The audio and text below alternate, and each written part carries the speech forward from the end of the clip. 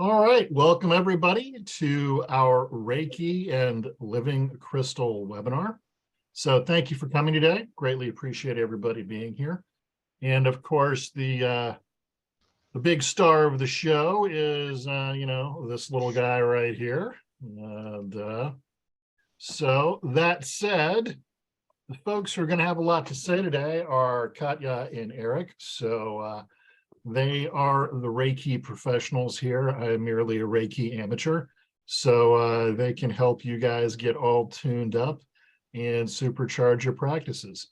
So with that being said, Eric and Katya, take it away, guys. Okay. Hello, everyone. I'm Katya. I'm a Selenite founder and the Reiki master.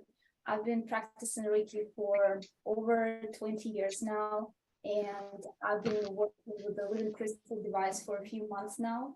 And I noticed that it comes with many, many benefits, and I'm very excited to be here and share my experience with you. All right. Hey, everyone. I'm Eric, co-founder of Selenite, and I was actually initiated into Reiki by Katya about 7 years ago, actually.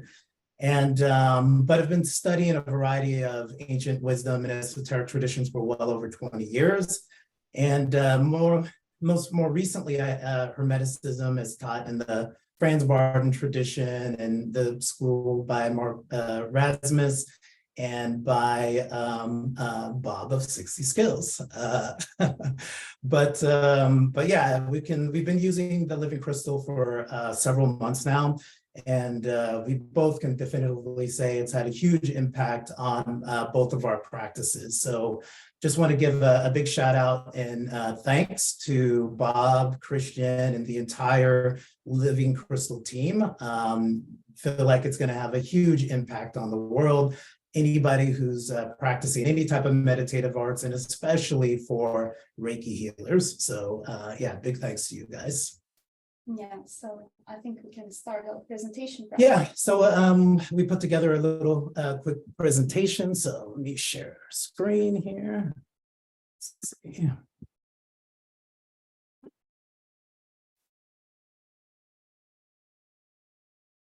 All right. Well, as I said, I've been using the Living Crystal device just for a few months now, but I already noticed that it comes with quite a few benefits.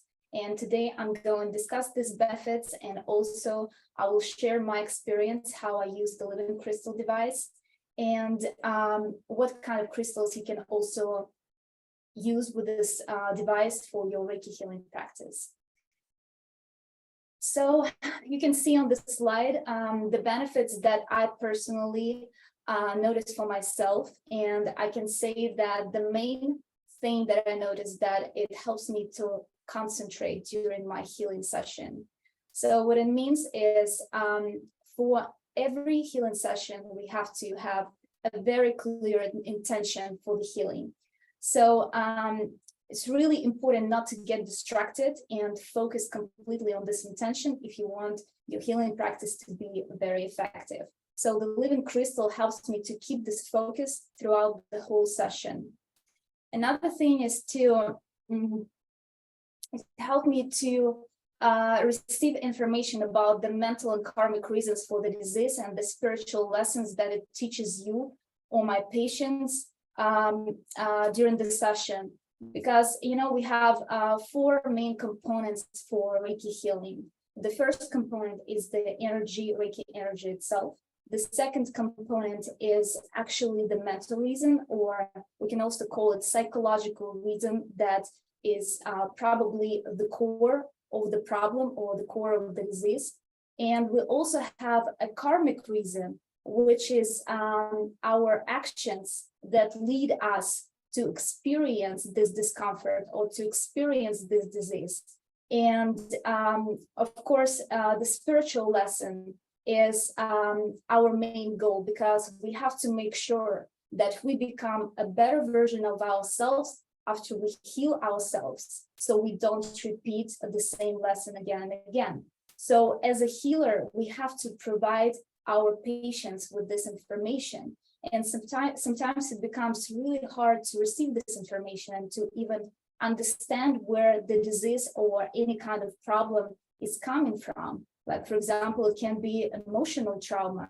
And what I noticed, it becomes much more easier to receive this information, no matter what you're working with. If you're working with the self-healing practice or when you're giving the Reiki healing session to other people. The Living Crystal device is a very good assistant with this. Another thing I noticed too, the Living Crystal helps you with chakra scanning. So sometimes you can feel chakras, sometimes you can see chakras, but what I noticed for me, I started seeing chakras much more clearly.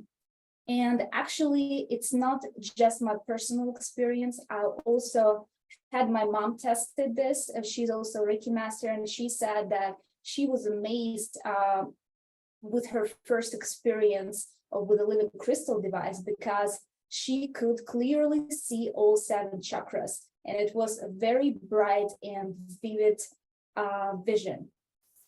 So another thing is too, I think probably Reiki beginners will benefit the most of it, is that the Living Crystal device helps you to increase sensations during the session. So if you have any problems with feeling energy, or if you have patients that asking you, what can I do to improve my sensations? I think that you can definitely advise your students and your patients to use the Living Crystal device, because it significantly increases the sensations from the energy itself. And of course, it's great for relaxation, just general relaxation during the session, because, you know, especially when you're working with new patients, they can have this inner resistance to the healing, and they may not trust you as a new healer just for now. So you probably will want them to feel more relaxed and more trusting. So the Living Crystal device will help you with that as well. So also, if you happen to practice mental projection, I do practice mental projection, and it will also help you with that. So your visions, your mental projection will become much more vivid. So also during the healing session, especially if you're already an experienced healer, you probably already can see and feel organs that you're working on healing. So the Living Crystal device helps you to keep this picture in your mind when you're working on healing certain organs. So maybe you will not get this clear vision of the organ, but for sure you will start feeling it much better. Also, if you're working with any self-love issues, any emotional trauma, healing relationship, or healing your inner child, or even animal healing, the Living Crystal works great with that. And I actually had a chance to test the Living Crystal device with different pets, and it works pretty good, and I didn't notice any side effects. Yeah, I think all those pets gave you pretty good reviews. Oh, so, yeah. it's Sure. really good. So yeah. You want to show how you actually use? Yeah. Let me turn this off really quickly.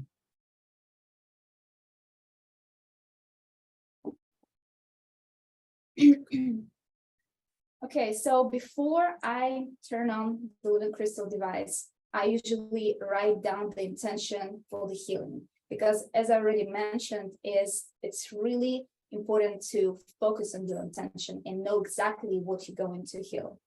So once I wrote down the intention, I take this clear sphere, I put it between my palms, just to make sure you remove any jewelry, and just focus on this intention for a few minutes. After that, you can place it on the top of the device, turn it on, and after that, you can just start your healing session the way you usually do. So you can use any other crystals instead of this clear sphere. What I noticed for myself, when I'm practicing self-healing sessions, it just helps me to feel this pure Reiki energy much better. So this is what I usually use, this clear sphere that the device comes with. But also I have spheres of different colors as well. Like, for example, I have this red sphere that I use for Reiki manifesting practices. And also I have this blue sphere that I use for giving Reiki healing sessions to others. And just make sure that if you're using the same sphere for different patients, you have to cleanse it after each session. So also I wanted to share today what kind of crystals I like to use for my healing sessions. And I think we will get back to our presentation. Okay.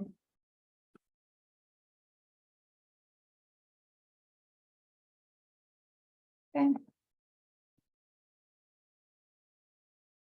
So one of the main crystals that I've been using for my healing sessions is clear quartz. Clear quartz is a great crystal that you can use for boosting your clairvoyance, boosting your intuition, your clairaudience.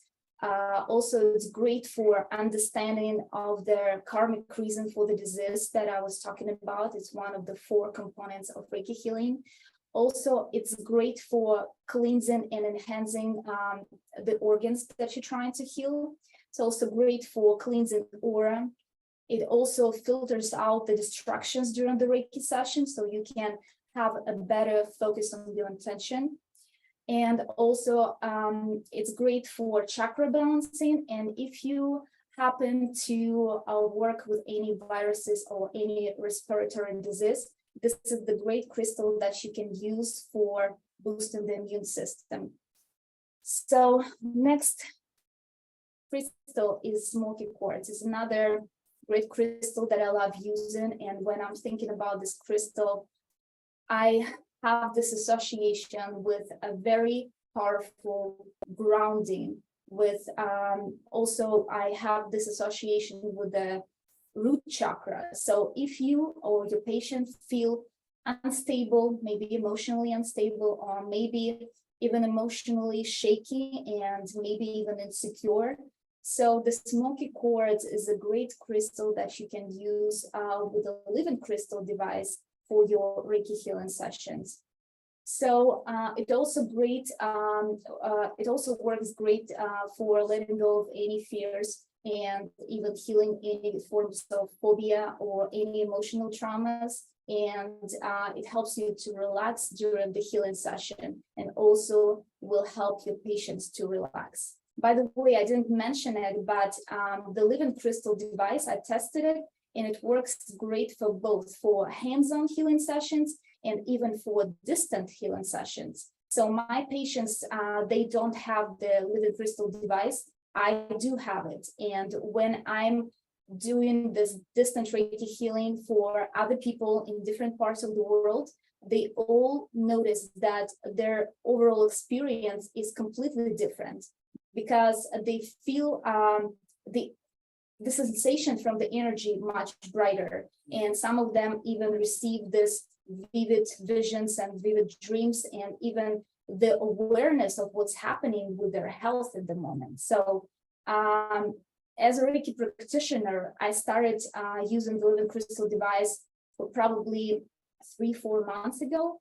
And I can tell you this, that since then, I never practiced Reiki without this device.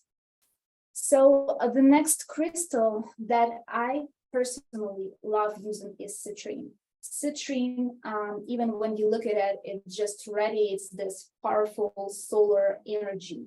So whenever you're trying to help people to heal depression, any emotional pain, any emotional trauma, and maybe even when they just don't feel happy anymore, so you can introduce this crystal to your practice, because what it does is it boosts this yang energy into your healing practice, and it just brings this overall joy. And if you're working with healing any kind of depressions, this is the great crystal that you can invite into your healing space. So next crystal that I love using is pink tourmaline. Here on the picture, you can see a sphere, but I actually have a raw piece of pink tourmaline, which is really beautiful and it's very powerful. I use it with a living crystal device, and what I notice is it really helps you with Reiki relationship healing. So whenever you're thinking of the issues of self-love, self-acceptance, self-respect, any emotional trauma that comes from heartbreak, this is the crystal that you want to invite into your healing space. So what it does, it really helps you to balance your heart chakra, and it boosts your self-love and self-acceptance. And it also stimulates this overall relaxation that you make yourself available to receive love and give love. So also what I noticed that it really helps to stimulate receptivity to Reiki energy. What it means is, as I already said, that when you invite new people, new patients into your healing space, they may have this inner resistance to Reiki energy, and you want them to feel more relaxed. So pink tourmaline is a great crystal that you can invite into your healing space to help them to overcome this resistance and to become just generally more relaxed. The next crystal that also very, very powerful is Tanzanite. This crystal you can use for Reiki meditation practices. All the meditations I usually do with Reiki. So that's why I really can't imagine practicing any kind of meditations without working with the energy. So when you want to deepen this meditation experience, when you want to maybe receive some guidance, or when you want to boost your visions during the meditation, this is the crystal that you want to invite into your meditation space. So it also will help you with any kinds of healings, because it helps you to understand the karmic reason of the disease. And not just karmic reason, but also a spiritual lesson that you need to learn in order to heal. So this is a great crystal, Selenite, that you can actually use for preparing your space for a Reiki session. Because as we all know, it's really important to prepare your space before you even start a Reiki session, because you need to clear all the energy and you need to create this healing atmosphere, no matter what you do in self-healing practice or healing practice for other people. Selenite will help you with that. So what you can do is just put a piece of selenite on the top of the living crystal device, turn it on, and then you can cleanse the space the way you usually do. Even if you don't do this, you can even save your time and just put a piece of selenite, turn it on, and it will prepare the space for your healing session. You can leave it for 30 minutes, and then you can feel it, that the energy of the room is going to change. So another thing that selenite helps you with is to see a bigger and deeper picture, to see the core of the disease. So when you know that what actually was the cause of the disease, psychological, spiritual, karmic, it's going to make it much easier for you to work with this disease. So selenite will help you with that. It will help you to see this bigger and a more clear picture of the disease. Also, it will help you to stabilize any emotions, any feelings that can be destructive during the session. And of course, it's going to help you to receive higher guidance and just connect to higher dimensions. And yeah, this is the great crystal that you can invite for practicing meditations with Reiki energy. So, and this is the last crystal that I'm going to talk today about is this is shungite. Shungite is a very powerful stone, and it's actually one of my favorites. I have it by the bed, and it helps me to deal with any kind of sleep disorders, and it also helps you to heal insomnia. But what it also does, it helps you to prepare your healing space for actually doing your Reiki healing sessions. So what it does, it cleanses the space and all the stagnant energy. It recharges your room, and your room is ready for your Reiki healing sessions. And also, it's really great protection from any electromagnetic frequencies that come from your phone, that come from your laptop, and they can be really destructive during Reiki healing sessions.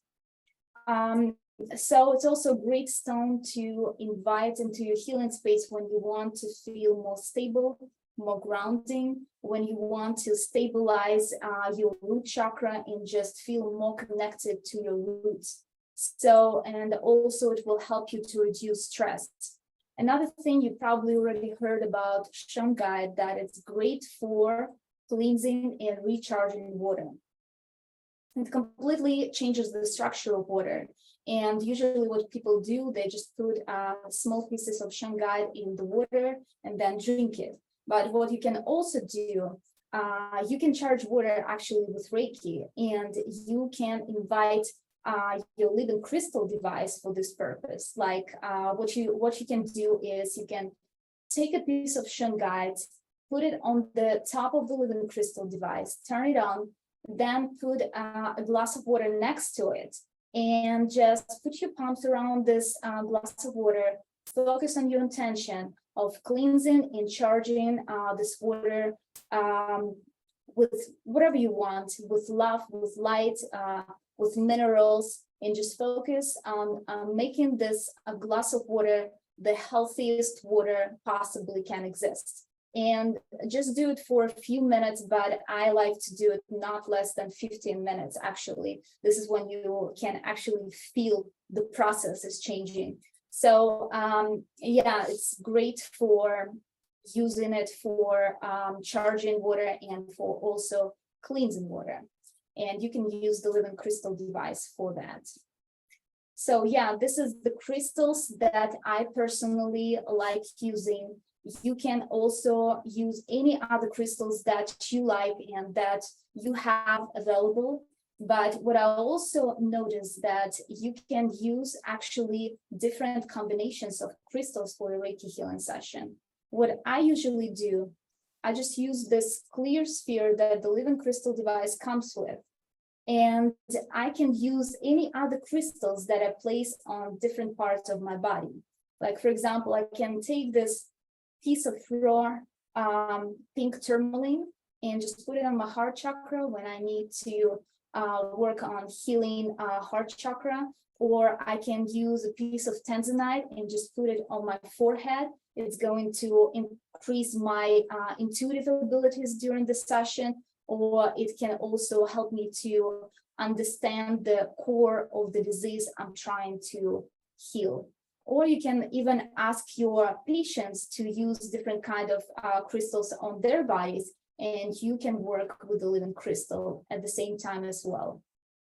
So yeah, this is my experience. And as I already said, that the living crystal device is really a great tool that you can use with Reiki. It definitely boosts your overall experience. And I've been working with the living crystal device just for a few months now, but I'm sure there's still a lot to discover and there's still a lot to experiment with. So I'll make sure to keep you updated on that.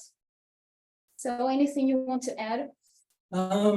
Yeah, I think you covered quite a bit. I think the big thing that I think to remember, and Bob has said this many times, that the living crystal device essentially is amplifying, whatever practice or modality that you're undertaking, right?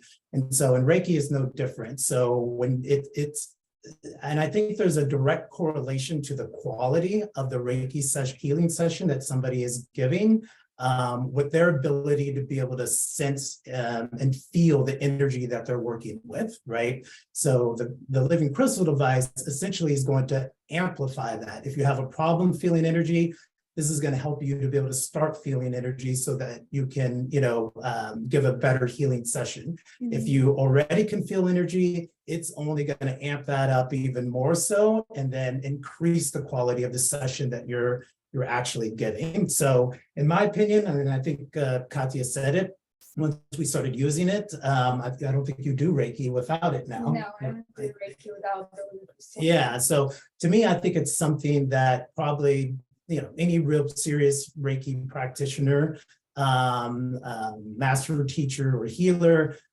probably would want to have one in their tools, set of tools, because it's only going to help amplify that. So again, that's a big shout out again to Bob and the rest of the Living Crystal team, because this is huge. This is really going to help a lot of different people. So yeah, it takes your practice to the next level. it definitely does. The only other thing, you want to talk a little bit about the journal.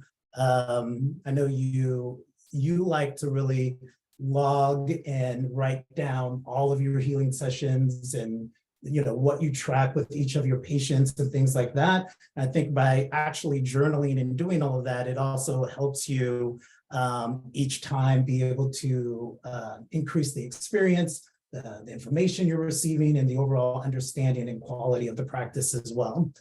So if you want to talk about that a little bit too. Yeah, I created Reiki Hey guys, Journal. can you turn off the, oh, there you go. Okay, got it. Okay, good. All right. Sorry. I was just going to ask that you go to the slide. Oh, okay, sorry. Yeah. So I created this Reiki journal because this is how I was trained actually to take the practice very seriously and to be very organized with every healing that I'm doing. So I'm a strong believer that a Reiki healer should be as organized, disciplined, and responsible as a real medical doctor would be. That's why we should keep record of all our patients and any kind of healings that we performing on them, as a medical doctor would probably do. So a Reiki journal is a great tool that you can use to make your practice even more organized and probably even more effective. You can use this journal for keeping track of your self-healing sessions, as well as the Reiki healing sessions that you give to others. And here on the slide, you can see what this Reiki journal includes. So it includes information on all the chakras, healing models that you can use for your sessions, because we have different kind of illness we're working with. It can be just a slight headache, or I personally had a cancer patient. So the model of treating this disease is going to be completely different. So I included this different models into this Reiki journal, and also we have information on how to do Reiki healing with actually the living crystal included into this journal. And this journal also provides you with a list of sound frequencies that you can use for Reiki sessions. And of course, the journal itself. So it includes journal for tracking your Reiki healing sessions, tracking all your patients, what type of Reiki session you're using with them. And if you are a level 2 practitioner, what symbols did you use for Reiki healing session? So, and also if you happen to be a Reiki master, I also included Reiki attunement tracker for Reiki masters. So you will have actually a list of all your students that you gave attunement to. So yeah, I just thought that it's going to be very helpful. I used to do it all manually because, as I said, this is how I was trained. But I also noticed that maybe it can be even beneficial and helpful for other people. So yeah. Yeah, definitely. And do you have anything to add? Do you want to show the journal? Let's see. I can try and pull it up here.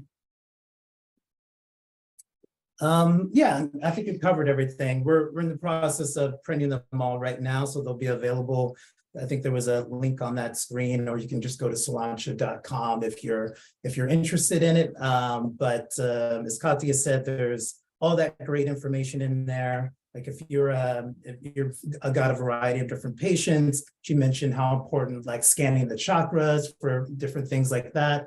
And in here, you'll be able to keep track of, Yeah, you can keep track of each patient. I know you can see it. So, Yeah. but actually you can put a description of everything that you see during the Reiki session. And I have this illustrated pages for actually each healing session. Yeah. So, yeah, and in the end, what we have here is Reiki Master Attunement Tracker that I also think that it's going to be very beneficial to just have it everything just in front of you. So you have a list of all your students. Yeah. And then also too, I think you mentioned it before, but we included also a list of the different crystals and the properties. And as you can see here, a lovely picture of the living crystal device and the different crystals you can use with it and all of that great stuff as well too. So yeah, I think it's really helpful. So if anybody's interested in that, you can check that out as well. Cool. I think that's it, Bob. All right, guys. Well, thank you for everything. And people who know me know that the way I teach involves the spirit of inquiry. And so I'm really happy to see you guys out there experimenting with this and coming up with bigger and better ways of doing things, because I'm just me. I know the things I know, but my students continually surprise me with how inventive they are and the things that they come up with, because their experience base is simply different than mine. And that's something that I really encourage people to communicate with each other. So we have the Technosis channel on Discord where you can meet people from all over the world and talk about your experiences. And I don't chime into those forums very often because I want people to share. I want people to, figure things out, new ways of doing stuff without my presence really hijacking that whole process. Because I'm kind of the anti-master when it comes to that thing. I'd just rather be on my mountaintop somewhere in my little private temple and, that kind of deal. But that's why we're so grateful to folks like you that have an outsized personality and have the ability to communicate with others, because that's a very unnatural state of being for me personally. So I'm really appreciative of that. And please keep sharing with others. Guys, when this is all over with, I'm going to send out a link on email to folks, if you don't mind, that contains a link back to the presentation and everything else. So you can watch it again and share with your friends and all that kind of good stuff, because this device came as a real surprise. It was one of these things that came out of the meditative process. And everybody who's familiar with that knows we see all kinds of great things in the meditative process, right? And half the time, it doesn't really work. So when Christian and I were, out there and working on this, and this came up, we were like, all right, that's a little curious. Let's see if it works. And it did. And we were just completely shocked, just completely blown away. And the next surprising part was just how accessible it is. Everybody knows there are a lot of things in the meditative process where you just have to do work and work and work and work and work. And then you finally get, a little bit of that thing. And then it takes, another 9 years to really get it to where it needs to be. That's not true with this device at all. It's something that people get very, very, very quickly. And so I'm just really curious to see where people take this over the long term and all the great kinds of things they can figure out to do with it. One additional note out there for you guys. If you get any one of the good books on stones or minerals or this kind of thing, it turns out most of the correlations in those books are correct. This device just makes the effects a little bit stronger. So feel free to go crazy. I've had really good experiences working with amber. And the great part is you don't need an enormous piece of something to make it work. It turns out you can use just a tiny little piece and it works really well. So again, we were super happy about that. But Ember, I see you got a question there. So please Unmute yourself and chime in. Okay, so I was listening. Do you find that a sphere is more beneficial? I mean, I know it has those properties of kind of outward pushing, but I know raw works really well because it's not been touched, I guess you could say, or a monitor. I can't think of the word, but you know what I'm saying. So I'm just curious. Do you find that any stone, regardless of the shape, like say I have a pyramid shungite, I mean, do you think that amplify? I mean, do you guys have any experience with sphere versus raw versus other shapes and whatnot? Our work with geometry is preliminary, but I can share a little bit. Spheres work really well for generally dispersing energy in an area. Results in a very smooth kind of sensation. That said, raw stones or even not circular shaped stones, this is like a little a moonstone that I've got, work just fine. The only thing I do recommend people to be careful with is if you remove the stone from a device, try not to point it directly at someone when it's turned on.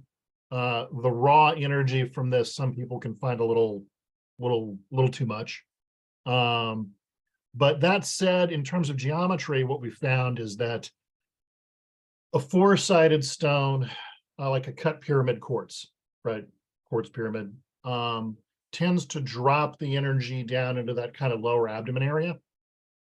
A six-sided device on top moves it up into more of the heart center solar plex area. Eight-sided kind of mental. If you go out and look up Vogel crystals, there's a whole ton of information out there on geometry that association did in the 50s and 60s. What is nice is that because this is a powered device, it can make up for flaws in the manufacturing process. So the geometry doesn't have to be super specific. The device can make up for that difference. Whereas with the Vogel crystals, one of the reasons why that technology never caught on is the precision nature of the cuts that had to be made to make it work resulted in a price point on, a small one of these things being a couple $100. So, but because it wasn't powered, they had to be that precise to get the effects to propagate properly. So yeah, go out there, play around with it, and see what you can find. But so far, it's been a remarkably flexible tool for doing all these kinds of things. Cool. Anyone else? Hey, Merrick, what's going on? All good here, all good here. Nice to see you, 60Skills, and nice to see you, Katya, and everyone. I've got a question about device because I'm supporting you actually on a Kickstarter, but I'm still waiting for my living crystal to arrive. Do you know roughly like when they will arrive? And also because I live in London and I've got access to quite a spiritual community. Would it be possible to connect with you and later on, I don't know, distribute it here so buy like a large amount and bring it here to London? Absolutely. The devices are going to ship in June. We have and I believe, Eric, you could talk more to this, but Kickstarter has a very specific window in which we have to fulfill all the orders. So it'll be around June. It won't be any later than that, that's for sure. And if you're interested in a bulk order, contact me or Christian at the Kickstarter, and we'll be more than happy to figure something out for you. Again, long term, we want this technology to be available to everybody. And because you guys are going to find really interesting ways of employing it that would never occur to the rest of us. Christian would just rather spend all day in his lab and have people shove food under the door every once in a while. So, that doesn't lead to a lot of cross communication in our world. So, but yeah, absolutely, reach out, please. have you observed any difference between, like, you know, you've got a ceramic base, you've got wooden base, and you've got like a small shape for traveling? Do you have some differences between them, how they work, or not really? Not really. One thing we have noticed that just, again, really surprised everybody is, plastic is traditionally considered energetically neutral. It can't really hold a charge. Oddly enough, the older beta models that we've been working with, the plastic bases have begun to absorb a passive charge. Don't ask me how that works. Don't ask me how that happened, because I've never seen that with a plastic anything ever for any reason. So that really came as a big surprise. The living crystal seems to modulate the energetic potential of things in a very curious way. And again, like a lot of meditation derived stuff, the fact that this worked at all was just a complete shocker to us. So yeah, the base material doesn't really matter. It's really a matter of personal choice. Obviously, if you live in a super humid environment, a wood base might not be the best, because, it can pick up, mold and stuff like that. On the other hand, if you're in a super dry place, maybe the ceramic would simply be better. But truthfully, it's just a matter of personal choice. It doesn't seem to impact the functioning of the device at all. And one more question. I've got quite a lot of crystals at home, and now if I amplify, like, let's say one, would this amplify the rest? Because, if there is, I don't know, do you have some kind of health and safety for, not mixing up too many different things, or working in a like a clean environment? So at least, because if I want to play with it and find out, how does it work, I need to select, the crystals and select the area as well, I think. Yeah, it definitely has an area effect. It seems to radiate at least 3 meters, 10 to 11 feet, as far as we can tell. Depending on how sensitive someone is, it may actually be bigger than that. And it will propagate through whatever you're working with. So if you put a crystal on top and like 3 around the base, you're going to get a, for lack of a better word, generalized effect based off the individual constituents of whatever's in there. So again, as Katya very kindly mentioned, if you're working with patients, make sure to cleanse the area afterwards, because it's going to generate a lot of stuff from them. And that stuff can be a little sticky depending upon, the nature of their problem and what came out and all that other kind of business. We even built a containment device for one once that you can make out of some copper tubing. It was a copper pyramid made out of tubes that was had about a meter base and was about a meter high. That worked very well for focusing the energy generated inside an enclosed space. So, if you have an herbs closet, because maybe you work with herbalism, you can take one of these devices, put it in there, put the intention into it, turn it on, and take a walk.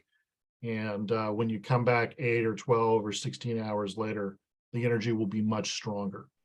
Off of a standard 9-volt battery, most people are reporting between 50 and 70 hours of use time before they need to change the battery. So if you're going to do that on a regular basis, got a little clinical experience or patients coming in and out or what have you, I would definitely buy a rechargeable battery, save yourself a little bit of money there, a little better for the environment, I guess. But we've had no problems running these units 10, 12 hours a day. The LED is, I believe, a 10,000 hour unit. So, you should get lots and lots and lots of use out of the device for a very long time before any issues come up. Anything else? No, so far I'm done. Thank you. Cool. Ember, I can't wait for them to be, dispatched. of course, we'll get it out to you as soon as we can, man. Ember, you got something for us? Well, he just kind of sparked some curiosity. So say I have my other stones around, would you recommend putting them out of the vicinity so you're not kind of creating this multiple faceted kind of charge, or would you clear it with quartz afterward, clear maybe the room with quartz so it like gives back the natural energy? Does that make sense? Absolutely. And those are all really good practices. to Okay. do. Again, intention matters a lot. So me, Okay. I work a lot with Kabbalistic letter theory. And so for me, a typical practice involves turn the device on, generate the energy, push it into the device, and it begins mimicking that energy very effectively. So depending upon your ability to project and use intention, that'll have a more pronounced effect. But again, I would encourage you to practice. Just play with it, experiment, see what you come up with. What did you say you practice? Kabbalistic what? I mainly practice Kabbalistic letter theory from the Franz Oh, Barton cool. School. I love it. Oh, thank you. It's about Uh-huh. 90% of what I do, and it's only for complete weirdos, but we're always looking, so everyone here is welcome. Well, weirdos only means supernatural, so Fair enough. But yeah, but again, keep in mind, guys, it's an energy amplifier. So, this is where your spiritual hygiene and all this other kind of stuff becomes really important, because whatever is there when the device comes on, that's what you're going to get more of. So, it's fun times. Cool, man. Anybody else? Come on, I can't have stumped the class this quickly. All right. Well, I want to thank everybody for joining us today. Eric, Katja, any alibis? Anything you guys want to say before we check out? No, I think, just thank you again for having us. And again, to the whole Living Crystal team, it's a, huge positive impact this, I think, is going to have on, everybody who's endeavoring in some type of meditative or healing art. And so, yeah, thanks for having us. And we're looking forward to continuing the journey. Yeah, keep experimenting. Yeah. Thank you. Otherwise, everybody, expect an email link in your inbox, if not later today, tomorrow morning, with a link to the YouTube channel where you can watch this all over again to your heart's content and tell all your friends. And otherwise, train hard and be well. Thanks, everyone. Bye.